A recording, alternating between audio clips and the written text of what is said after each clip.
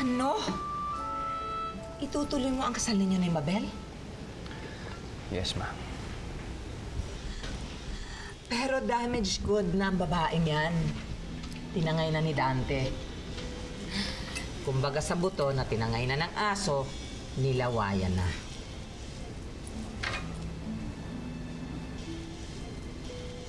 Ano na lang sasabihin ng tao? Ano ang sasabihin ng mga kaibigan natin kung malaman nila na ang mapapangasawa mo, ang mapapangasawa ni Enrico de Saavedra, ang tagapagmana ng de Saavedra conglomerates. At tira-tira na lang ng iba. Well, Mama, I'm sorry to disappoint you. Dahil wala akong pakialam kung ano sabihin ng mga tao.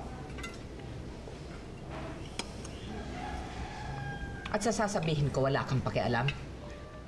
Sa nararamdaman ko, na ina mo, na nagpalaki sa'yo, na wala namang ibang gusto kundi magkaroon ka ng asawang matino na maipagmamalaki, wala kang pakialam? Sa opinion ko, wala kang pakialam? Sandali, Mama. Ikaw ang tatanungin ko, Mama. Wala ka bang pakialam sa nararamdaman ko? Wala ka bang pakialam kung si Mabel ang mahal ko at siya lang nagpapaligaya sa akin? Hindi ba mahalaga sa iyo yun? Ano ba to? Nagpapalitan lang tayo ng tanong, ah. Paikot-ikot lang tayo, ah. Look, Mama. Mahal na mahal ko si Mabel. Wala akong pakialam kung ano man nangyari sa kanya.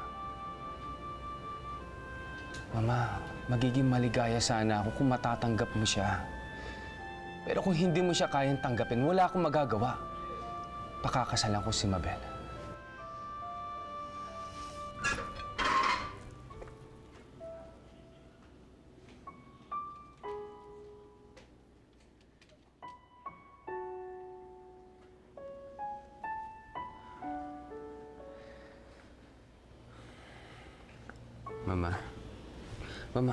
Mama, please.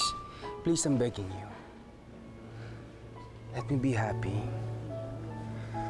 Let me be happy with Mabel, Mama. Okay, everything's gonna be fine.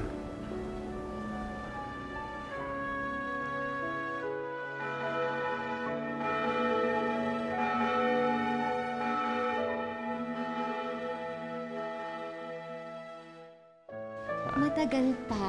4 months to go. 4 months? Nakakainip. Hindi ba 4 months pa eh. Alam mo, maghihintay ako. dapat lang talaga maghintay ka.